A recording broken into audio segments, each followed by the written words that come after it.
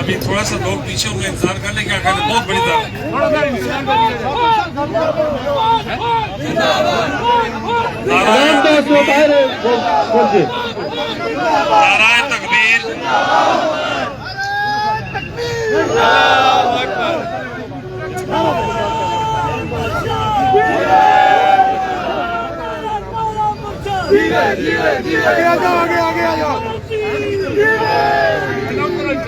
نعرہ تکبیر، نعرہ تکبیر،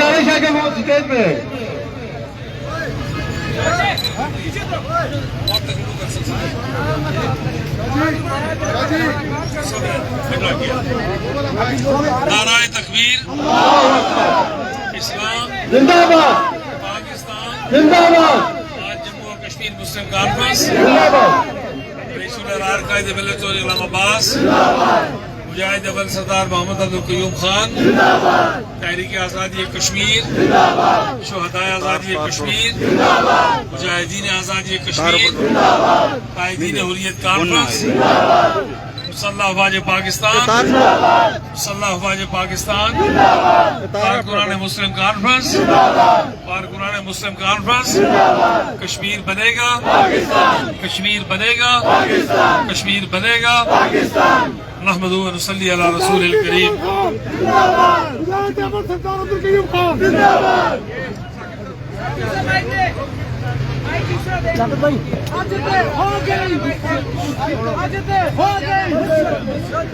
یہ بیٹے جھنڈا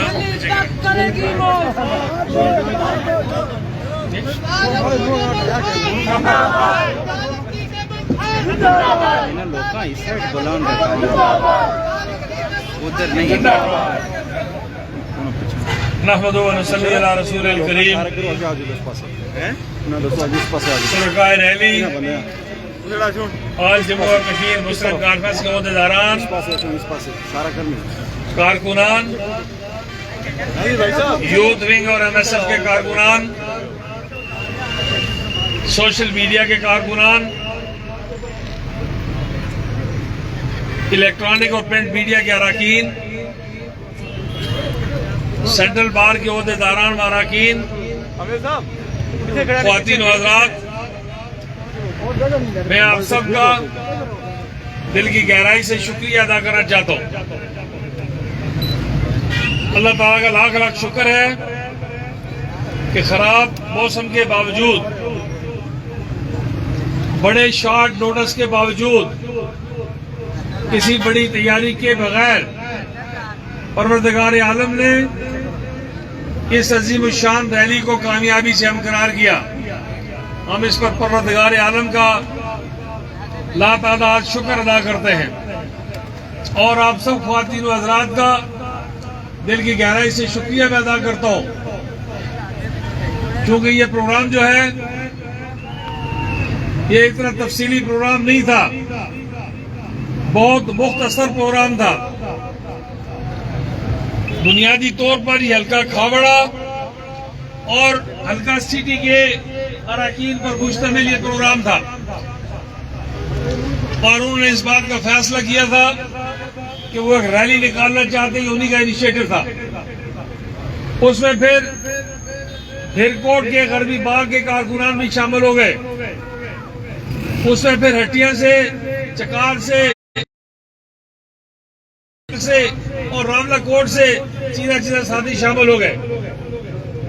ابھی ہم کیونکہ کئی گھنٹوں سے چلے ہوئے مزید انتظار کے متحمل نہیں ہو سکتے، ورنہ کم از کم 2500 آدمی پیچھے گاڑیوں میں ابھی تک موجود ہے۔ ابھی جس وقت اس بات کی شدید ضرورت تھی کہ ملک میں، آزاد کشمیر میں، شاکر صاحب ادھر آ جائیں، ہندوستان کی جانب سے سری نگر میں منعقد ہونے والی G20 کانفرنس کے خلاف اپنی آواز اٹھائی جائے، عالمی برادری کو مقبوضہ جموں و کشمیر کے حالات کی جانب توجہ دلوائی جائے۔ ایسے وقت میں اس بات کی شدید ضرورت تھی اور اس ضرورت کو کارکنان Muslim Conference, youth wing, M S F, social media اور خواتین و حضرات آپ نے پورا کیا. میں آپ کو مبارکباد پیش کرتا ہوں، خراج تحسین پیش کرتا ہوں. یہ بات بھی سمجھنی چاہیے کیونکہ اس ریلی میں جماعت صاحب لوگوں کی ایک بڑی تعداد ہے.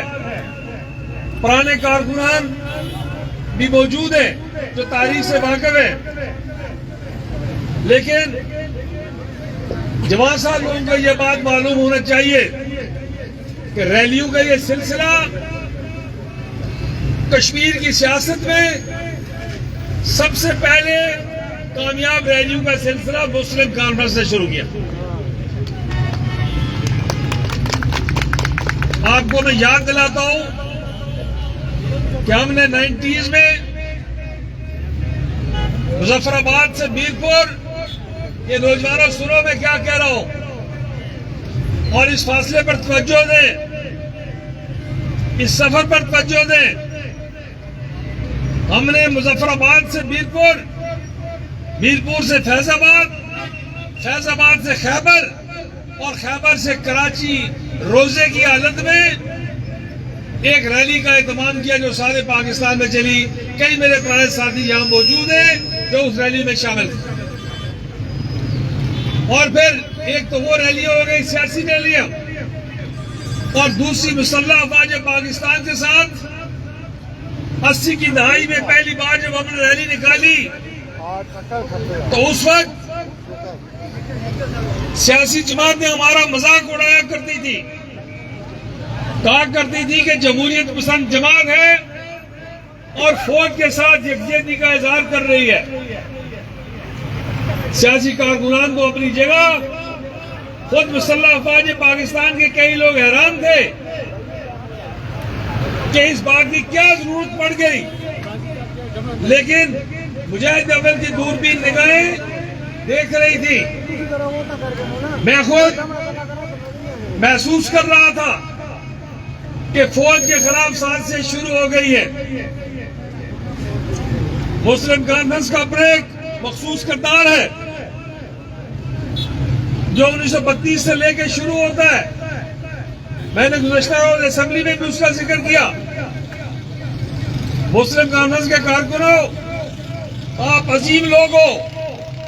تاریخ بتاتی ہے کہ مسلم کانفرنس تاریخ کے مسلسل عمل کا نتیجہ ہے. جماعتیں ہمارے لیے سب قابل احترام ہیں، لیکن کچھ حادثے کی پیداوار ہے، کچھ حکومتوں کی پیداوار ہے، کچھ رد عمل کی پیداوار ہے، کچھ اقتدار کی پیداوار ہے. لیکن اللہ کے فضل و کرم سے مسلم کانفرنس تاریخ میں عظیم مقاصد کے نتیجے میں وجود میں آئی ہے.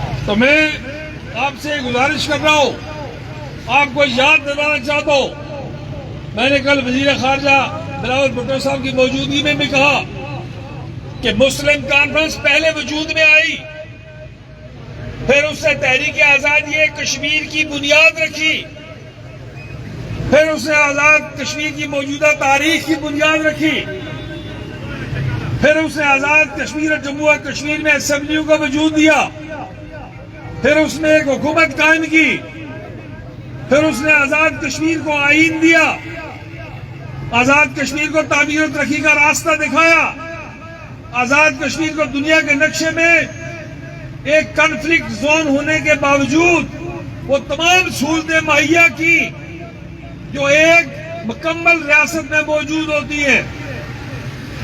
باقی جماعتوں کا اور آپ کا زمین آسمان کا فرق ہے. کچھ جماعتیں بنوائی گئی ماضی میں، فیلڈ مارشل ایوب خان کے دور میں نام نہیں لیتا احترام کی خاطر، لیکن یاد دہانی کے لیے کہتا ہوں، جماعتیں بنوائی گئی سورفردی صاحب اور محمد علی صاحب کے زمانے میں جماعتیں بنوائی گئی، ضیاء الحق صاحب کے زمانے میں جماعتیں بنوائی گئی، بھٹو صاحب کے زمانے میں جماعتیں بنوائی گئی. یہ جماعتیں مختلف اوقات میں باقاعدہ بنوائی جاتی رہی، لیکن آپ نے دیکھا کہ ان میں سے کتنی جماعتیں آج نقشے پر موجود ہیں. کئی جماعتیں ایسی ہیں کہ آپ کو نام بھی پتہ نہیں ہو سکتا، لیکن مسلم کانفرنس آج 90 سال پورے کر رہی ہے. اور پھر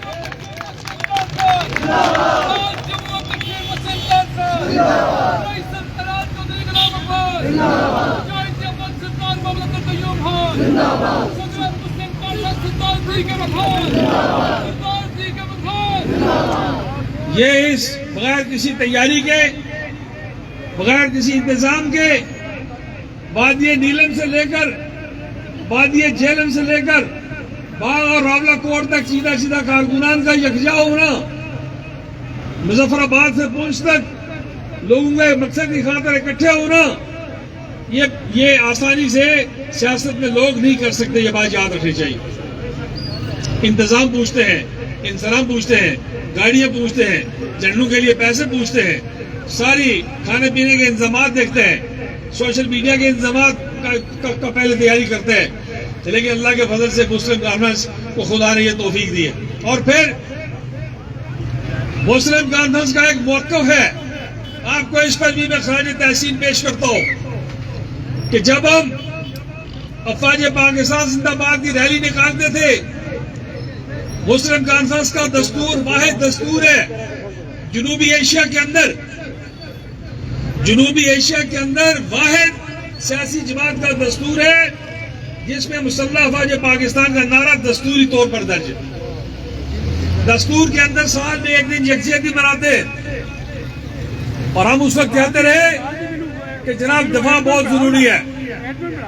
آج میں اللہ کا شکر ادا کرتا ہوں کہ وہ لوگ جو آپ کا مذاق اڑایا کرتے تھے وہ سارے کے سارے 50 سال کے تجربے کے بعد وہاں پہنچے ہیں جہاں 50 سال پہلے آپ کھڑے تھے. اللہ کے فضل و کرم.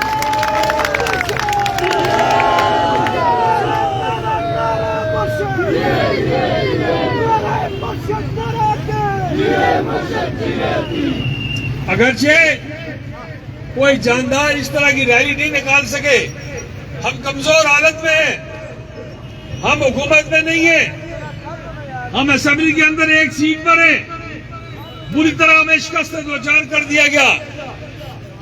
ان حالات میں اللہ کے فضل و کرم سے یہ عظیم الشان ریلی اور وہ جو 2-4 دن پہلے مظفر آباد اور میرپور میں خوشخوشی سی ریلیاں نکلی ہیں وہ بھی آپ نے دیکھی.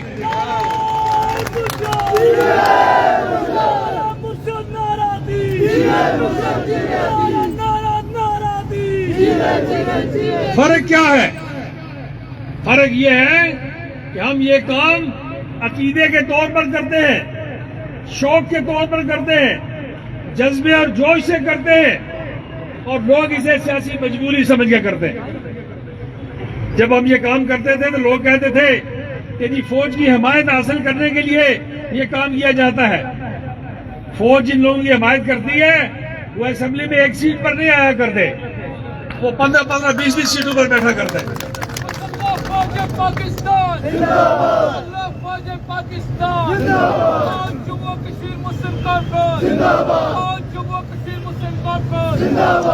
ہم فوج کی حمایت حاصل نہیں کرنا چاہتے، ہم فوج کو حمایت مہیا کرنا چاہتے ہیں. اس بات میں بڑا فرق ہے.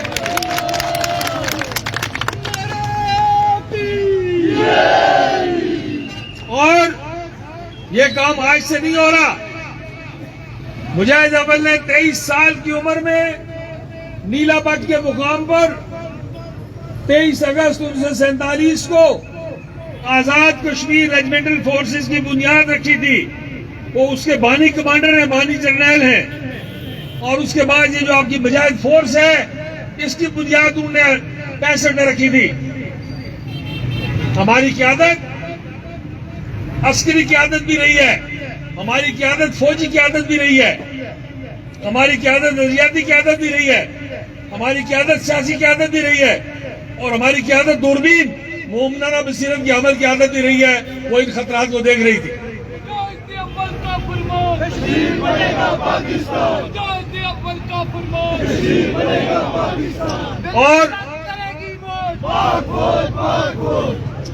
اور میں یہ بات کارکنان مسلم کانفرنس، ابھی ہم سارے ملک میں ریلیاں، جلسے، میٹنگیں، کانفرنسز اور سیمینار کرنے جا رہے، اس لیے میں آپ کو یہ بتانا چاہتا ہوں، یہ بات آپ کے علم میں ہونی چاہیے کہ ہمیں ماضی میں افواج پاکستان کے خلاف اندرونی اور بیرونی طور پر سازشیں ہوئی، گھر کے اندر بھی سازش ہوئی، باہر بھی سازش ہوئی، خراش ہے، بہت افسوسناک ہے، بہت تکلیف دہ ہے، بہت قابل مذمت ہے، اور میں سمجھتا ہوں کہ ناقابل معافی جرم کا ارتکاب کیا ہے کچھ لوگوں نے۔ کس نے کیا کس نے نہیں کیا میں کو فتویٰ نہیں دیتا، نہیں ہے کوئی جماعت، کوئی لیڈر، کوئی ادارہ، کوئی حکومت بری ذمہ نہیں ہے، یہ مختلف اوقات میں کیے گئے غلط فیصلوں کا نتیجہ ہے کہ آج پاکستان کے اندر یہ صورتحال پیدا ہوئی ہے۔ نیت ٹھیک ہوگی، کسی کی نیت خراب ہوگی، کسی کی دلچسپی کم ہوگی، کسی نے ٹائم پہ فیصلہ نہیں کیا ہوگا، کسی نے توجہ نہیں دی ہوگی، کسی نے اس کی اہمیت کو محسوس نہیں کیا ہوگا، کسی نے اس کی ضرورت کو محسوس نہیں کیا ہوگا، یہ ساری باتیں ہو سکتی ہیں۔ میں اس بحث میں نہیں پڑتا کہ کون زیادہ اور کون کم ذمہ دار ہے، لیکن اگر یہ بات درست ہے کہ سارے کے سارے سٹیک ہولڈر ذمہ دار ہیں تو پھر اس مسئلے کو حل کرنے کے لیے پاکستان کے تمام سٹیک ہولڈرز کو اپنا کردار ادا ہم اللہ کا شکر ادا کرتے ہیں کہ ہمیں آج یہ کام نئے سرے سے نہیں شروع کرنا، ہم روز اول سے یہ ذمہ داری، خطرات کے آغاز سے ہی ہم نے یہ ذمہ داری اپنے سر لی تھی، اور سالہ سال ہم افواج پاکستان کے ساتھ یکجہتی پاکستان کے وجود کے لیے ناگزیر ہے، مسلح افواج پاکستان مسئلہ کشمیر کے حل کے لیے ناگزیر ہے، مسلح افواج پاکستان اس علاقائی سالمیت کے لیے ناگزیر ہے، ہندوستان کی بالادستی کو روکنے کے لیے ناگزیر ہے، امت مسلموں میں پاکستان کے کردار کو یقینی بنانے کے لیے ناگزیر ہے۔ پاکستان واحد مسلمان ایٹمی طاقت ہے، اس کا وجود، اس کا مستحکم ہونا ساری امت مسلمہ کے لیے اہمیت کا عمل ہے، اور میں ایک سیاسی کارکن ہونے کے ناطے پورے شرح صدر کے ساتھ، پورے اطمینان قلب کے ساتھ میں مستحکم جمہوریت پر بھی یقین رکھتا ہوں، میں ایک منصف عدلیہ پر بھی یقین رکھتا ہوں، میں ایک باوقار پارلیمنٹ پر بھی یقین رکھتا ہوں، میں ایک اہل انتظامیہ پر بھی یقین رکھتا ہوں، لیکن میں پورے شرح صدر کے ساتھ یہ کہتا ہوں کہ عدلیہ دفاع کا متبادل نہیں ہو سکتی، معیشت دفاع کا متبادل نہیں ہو سکتی، پارلیمنٹ دفاع کا متبادل نہیں ہو سکتی، جمہوریت دفاع کا متبادل نہیں ہو سکتی، اور اگر دفاع مضبوط ہے اور طاقتور ہے تو جمہوریت بھی بچائی جا سکتی ہے، معیشت بھی بچائی جا سکتی ہے، پارلیمنٹ بھی بچائی جا سکتی ہے، عدلیہ بھی بچائی جا سکتی ہے۔ کشمیر کی پہچان، کشمیر کی غیرت، کشمیر کی پہچان، تیری جان میری جان، تیری جان میری جان۔ یہ بات سمجھنے والی ہے، یہ بات سمجھنے والی ہے کہ اگر صرف معیشت کام کی بات ہوتی تو پھر لیبیا کا یہ حال نہ ہوتا، مصر کا یہ حال نہ ہوتا، شام کا یہ حال نہ ہوتا، عراق کا یہ حال نہ ہوتا، یمن کا یہ حال نہ ہوتا۔ معیشت بہت اچھی تھی، عدلیہ بھی ٹھیک تھی، پارلیمنٹ بھی موجود تھی، جمہوریت بھی موجود تھی، اگر کمزور تھی تو فوج تھی، اور کمزور فوج کے نتیجے میں یہ ساری چیزیں مل کر ان ممالک کو نہیں بچا سکے۔ اس لیے پاکستان کے لیے دفاع کا مضبوط تر ہونا، فوج کا مضبوط سے مضبوط تر ہونا بے حد اہم اور ناگزیر ہے۔ آج سوشل میڈیا پر اور عام طور پر سیاست میں فوج کو حرف تنقید بنایا جاتا ہے، تنقید کا نشانہ بنایا جاتا ہے، انسانی باتوں پر ٹھنڈے دل سے توجہ دینے کی ضرورت ہے. صرف اس بات پر توجہ دیں اور یہ معلوم کریں کہ دشمن کے نزدیک پاکستان کا مطلب کیا ہے. آپ کا دشمن سمجھتا ہے. کیا آپ کا دشمن عدلیہ کو یا انتظامیہ کو یا پارلیمنٹ کو یا جمہوریت کو یا پاکستان سمجھتا ہے؟ بالکل نہیں. آپ کا دشمن صرف اور صرف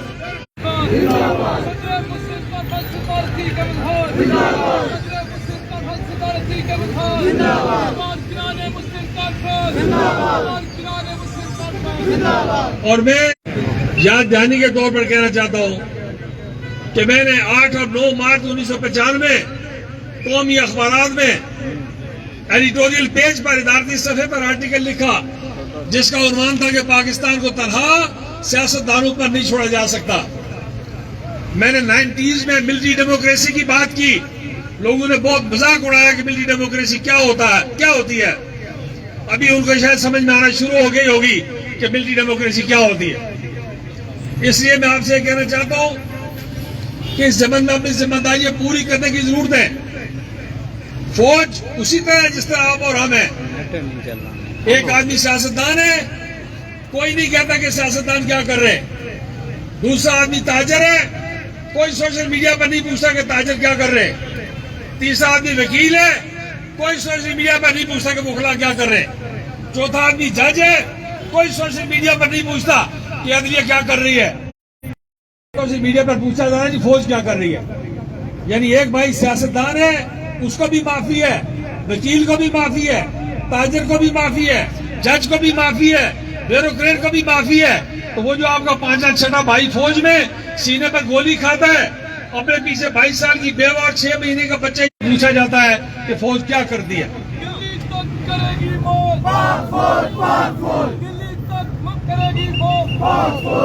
تو آج میں آپ سے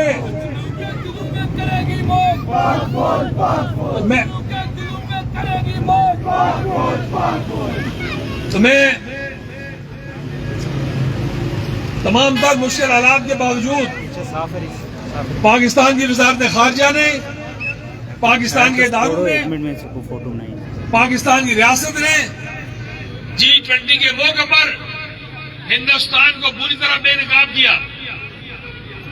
میں چین کا شکریہ ادا کرتا ہوں، سعودی عرب کا شکریہ ادا کرتا ہوں، ترکی کا شکریہ ادا کرتا ہوں، مصر کا شکریہ ادا کرتا ہوں اور ان ممالک کی قیادت کو سلام پیش کرتا ہوں کہ جنہوں نے مقبوضہ کشمیر میں G20 کانفرنس میں شرکت سے انکار کر دیا. ہندوستان کے بڑے تعلقات ہیں، ان ممالک کے ساتھ ہمارے مقابلے میں زیادہ اچھے تعلقات ہیں، لیکن ریاست نے دلچسپی لی، وزارت خارجہ نے دلچسپی لی، اداروں نے دلچسپی لی. تو آہستہ آہستہ ان کو بات سمجھ میں آ گئی اور ہندوستان بے نقاب ہو گیا. اللہ نے چاہا وہ وقت دور نہیں ہے، وہ وقت دور نہیں ہے کہ ہندوستان کو مقبوضہ جموں اور کشمیر کا ایک ایک انچ خالی کرنا پڑے گا. لوگ کہتے ہیں جی پاکستان کمزور ہو گیا. میں نے کل اسمبلی میں بھی کہا، بھٹو صاحب یہ بات کہا کرتے تھے کہ حقیقت وقت کے ساتھ ساتھ تبدیل ہوتی ہے. یہ حقیقت ہے کہ آج ہم کمزور ہیں، لیکن یہ حقیقت تبدیل ہو سکتی ہے. کل اللہ کے فضل و کرم سے ہم بہت طاقتور ہو سکتے ہیں.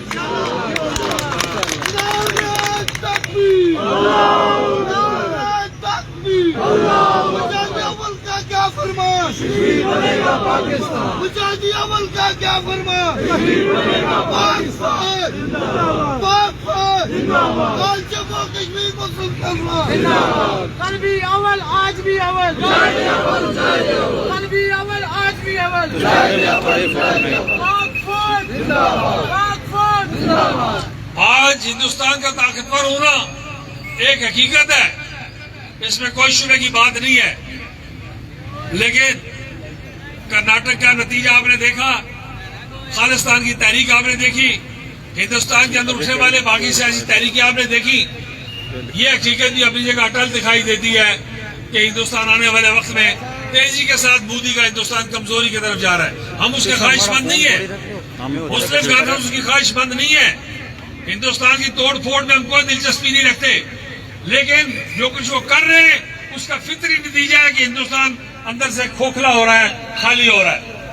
اور پھر ایسے وقت میں جس وقت آپ کے ایران کے ساتھ تعلقات ٹھیک ہو رہے ہیں، آپ کے روس کے ساتھ تعلقات ٹھیک ہو رہے ہیں، میری آنکھیں دیکھ رہی ہیں اللہ کے فضل و کرم سے کہ آنے والے وقت میں آپ کو روس کے ساتھ اور چین کے ساتھ پاکستانی روپے میں کاروبار کی اجازت ملنے والی ہے انشاءاللہ. اللہ نے چاہا ڈالر کی کوئی محتاجی نہیں رہے گی، IMF کی کوئی ضرورت نہیں رہے گی. ہم اپنے معاملات کو ہمیں گھر کو ٹھیک کرنا چاہیے. میں نے اگلے دن بھی اس بات کا ذکر کیا تھا. آج اگر پاکستان کے فیصلہ ساز ادارے یہ فیصلہ کر لیں کہ پاکستان کے بجٹ کی کمزوری کو دور کرنا ہے، معیشت کو مستحکم کرنا ہے، تو اس میں 17 ارب ڈالر ایسے ہیں جو پاکستان کے اندر ایک مخصوص طبقے کی مراعات کے لیے صرف ہوتے ہیں، اور 6 ارب ڈالر ایسے ہیں جو ٹافیاں، چاکلیٹ اور سگار اور سگریٹ پر اور پرفیوم پر صرف ہوتے ہیں. یہ 23 ارب ڈالر پاکستان کے بجٹ میں ایسے ہیں. میں کہتا ہوں آپ 23 نہیں کر سکتے، 20 کر لیں. 20 نہیں کر سکتے، نصف اس سال کر لیں، 10 کر لیں. آپ کو 10 بلین ڈالر مل جائے تو آپ جولائی میں سر اونچا کر کے آٹے کی قیمتیں بھی ٹھیک کر سکتے ہیں، بجلی کے نرخ بھی ٹھیک کر سکتے ہیں، گیس کی قیمتیں بھی درست کر سکتے ہیں. مہنگائی کہاں پہنچی ہوئی ہے، عام آدمی کا جینا محال ہو گیا ہے. روز لوگوں کو یہ بتانا کہ دنیا میں مہنگائی ہے، یہ کوئی علاج نہیں ہے. پاکستان کے حالات ٹھیک کرنے کی ضرورت ہے.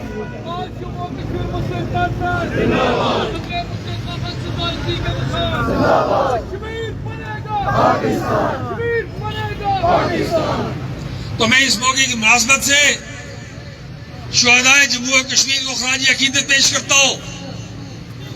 پاکستان کے تحریک پاکستان سے لے کے آج تک سول سوسائٹی کے اور فوج کے شہداء کو خراج عقیدت پیش کرتا ہوں.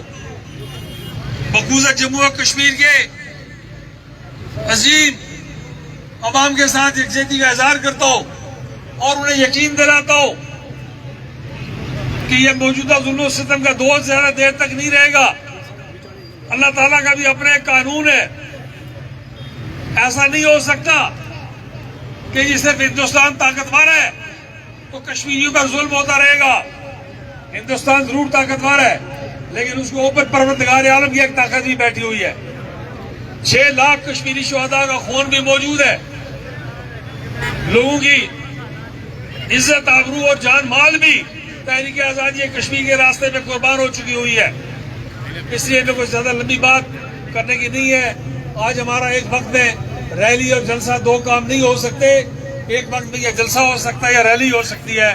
اسی لیے آج ہم نے تقاریر مختصر کی ہیں، صرف ریلی کا اہتمام کیا ہے. اور ریلی آپ نے کمال درجے کی جو ریلی ہے اس کا اہتمام کیا ہے، اس پر میں آپ کا دل کی گہرائی سے شکریہ ادا کرتا ہوں. اور G20 کانفرنس کے انعقاد کے حوالے سے پاکستان کے رول کو خراج تحسین پیش کرتا ہوں. یہ بات بھی جب ہم افواج پاکستان کی بات کرتے تو ماضی میں شکوک پیدا ہو گئے تھے، شبہات پیدا ہو گئے تھے، غیر یقینی کیفیت پیدا ہو گئی تھی.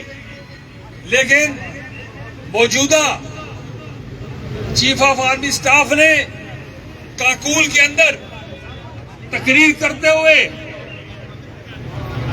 جس پالیسی کا ذکر کیا، جس پالیسی کا اعادہ کیا، اقوام متحدہ کی قراردادوں کا ذکر کیا، کشمیریوں کے حق خود ارادیت کا ذکر کیا، استصواب رائے کا ذکر کیا، ہندوستان کے مظالم کا ذکر کیا، پاکستان کی طرف سے جواب دینے کی تیاریوں کا ذکر کیا، میں اس پر جنرل عاصم منیر کو خراج تحسین پیش کرتا ہوں اور یہ کہنا چاہتا ہوں کہ کاکول کی تقریر کے بعد عام آدمی تک یہ پیغام پہنچ گیا ہے کہ پاکستان کی شکست خوردہ پالیسی اب باقی نہیں ہے، تبدیل ہو گئی ہے.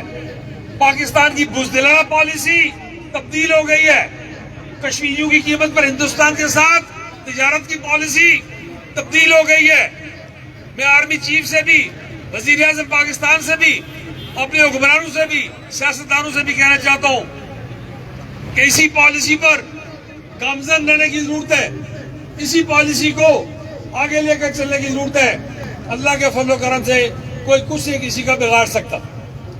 یہ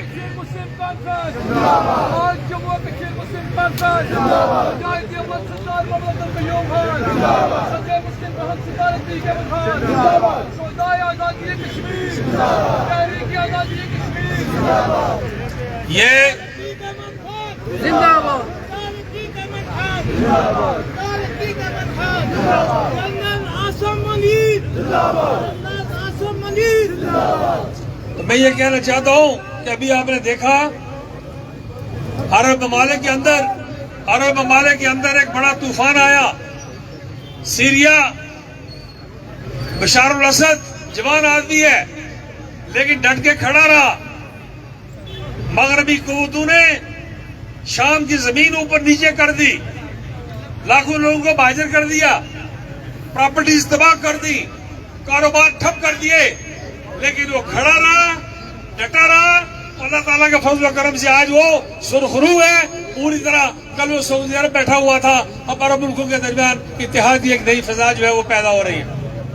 اس لیے پاکستان کو, اور یہ بات ہی میں کہنا چاہتا ہوں کہ 9 مئی کے واقعات کے حوالے سے جس کسی کو کوئی تحفظات ہے وہ دور کرنے چاہیے, لیکن یہ بات یاد رکھیے, مسلم کانفرنس کارکنوں میں آپ سے کہتا ہوں, اپنے آپ کو شامل کر کے, اپنے آپ سے شروع کر کے آپ کو کہتا ہوں کہ جب فوج کی بات آتی ہے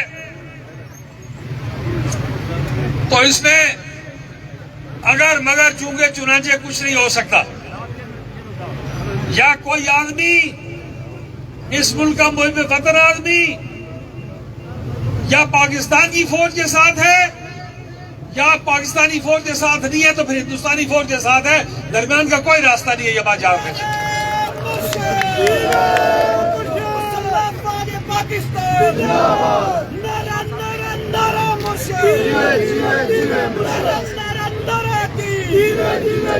یہ نہیں ہو سکتا کہ سوشل میڈیا کا پروپیگنڈا بھی تھوڑا سا ٹھیک ہے, ہندوستان کا پروپیگنڈا بھی ٹھیک ہے, اسرائیل کا تھوڑا سا پروپیگنڈا بھی ٹھیک ہے, پاکستان کی مخالف قوتوں کا تھوڑا سا پروپیگنڈا بھی ٹھیک ہے, اور فوج بھی تھوڑی سی ٹھیک ہے. یہ نہیں ہو سکتا.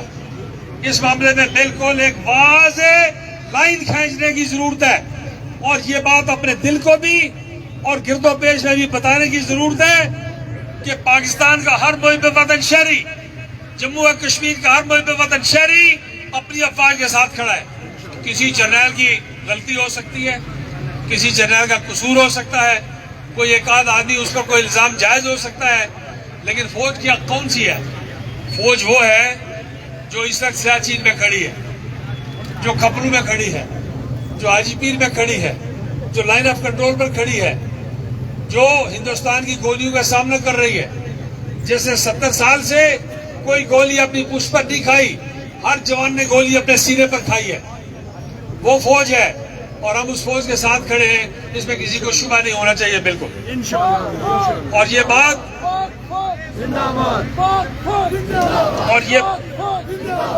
اور یہ بات جیسے میں نے کہا کہ 80 کی دہائی سے ہم نے شروع کی, بلکہ میں زیادہ وقت تک نہیں رہنا چاہتا. 70 کے بعد فوری طور پر ایسے ہوا تھا ڈھاکہ کے بعد کہ بھٹو صاحب کے ایک وزیر نے چکول میں فوج کے خلاف پہلی باضابطہ تقریر کی, اور اس نے فوج کو مشرقی پاکستان کا ذمہ دار ٹھہرایا.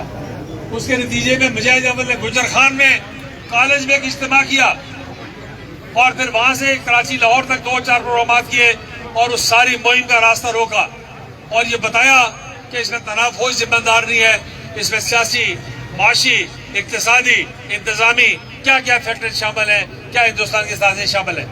لیکن 80 کی دہائی سے تو باقاعدگی کے ساتھ ہم یہ کام کر رہے ہیں. اس لیے میں آپ کا ایک بار پھر دل کی گہرائی سے شکریہ ادا کرنا چاہتا ہوں فردر سب کا.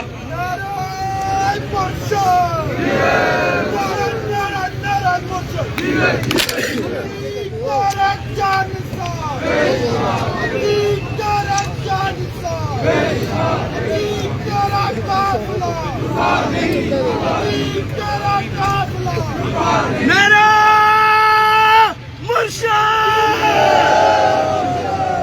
میرا نعرہ مرشد نعرہ نعرہ نعرہ مرشد نعرہ نعرہ نعرہ سقف افواج پاکستان افواج پاکستان نعرہ مرشد آج مجاہد اول کے مزار سے لے کر یہاں تک 11-12 مقامات پر آپ نے بارش اور خراب موسم کے باوجود اس ریلی کا استقبال کیا ہے. یہ استقبال عتیق خان کا استقبال نہیں ہے، یہ بات یاد رکھیں. یہ صدر مسلم کانفرنس کا استقبال ہے، یہ مجاہد اول سردار محمد عبدالقیوم خان کے پروگرام کا استقبال ہے، کہ رئیس الاحرار قائد ملت چودھری غلام عباس کی فکر کا استقبال ہے، اور یہ تکمیل پاکستان کی تحریک کا استقبال ہے. میں اس پر آپ کو مبارکباد دیتا ہوں، شکریہ ادا کرتا ہوں.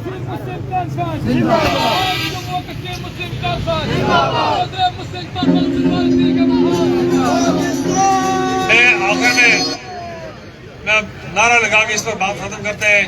میرے ساتھ نعرہ لگائیے ایک بار پھر دل کی گہرائی سے.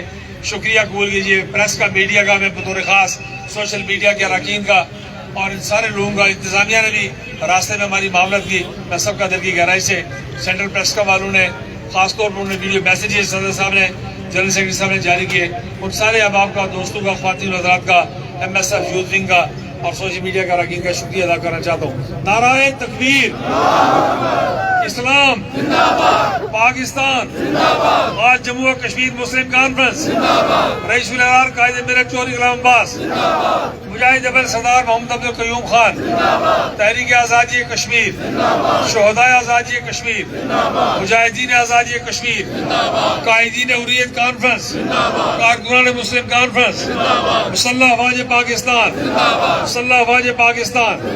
کشمیر بنے گا، کشمیر بنے گا، کشمیر بنے گا. وآخر دعوانا الحمدللہ.